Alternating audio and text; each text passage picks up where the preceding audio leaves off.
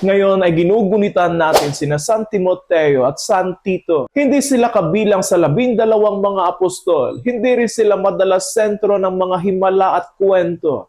Ngunit sila ay pinagkatiwalaan ni San Pablo upang ipagpatuloy ang gawain ng Ebanghelyo. Si San Timoteo ay bata pa nang tawagin upang mamuno sa simbahan ng Efeso. May pagkamahiyain at kahinaan sa katawan ayon mismo kay San Pablo.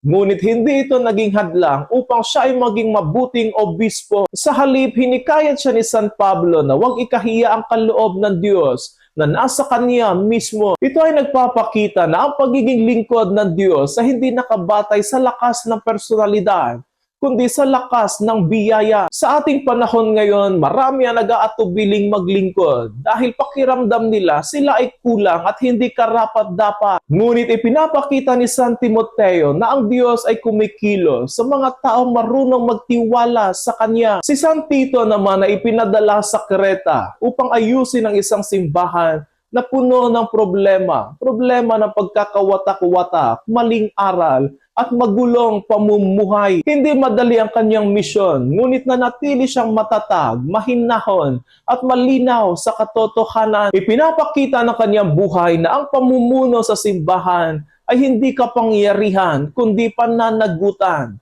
Hindi paghahari, kundi paglilingkod. Sa isang mundong sanay sa alitan at paninira, ang halimbawa ni San Tito ay paanyaya sa atin sa pamumunong may integridad at malasakit. Sa buhay ni San Timoteo at San Tito, makikita natin ang dalawang mukha ng pagiging lingkod ng Diyos, ang pusong mapagpakumbaba at ang paninindigang matatag. Ito rin ang hamon sa atin ngayon bilang mga tagasunod ng Panginoon. Hindi lahat ay tinatawag na maging obispo, ngunit tayong lahat ay tinatawag na maging tapat sa ipinagkatiwala sa atin ng Panginoon. Sa huli, ang kanilang buhay ay nagpapatunay na ang simbahan ay patuloy na nabubuhay, hindi lamang dahil sa mga dakilang pangalan at mga ngaral, kundi dahil sa mga taong handang maglingkod ng tapat, tahimik, at may tiwala sa Diyos. Naway matuto tayo kina San Timoteo at San Tito na manatiling matatag sa pananampalataya, masipag sa paglilingkod,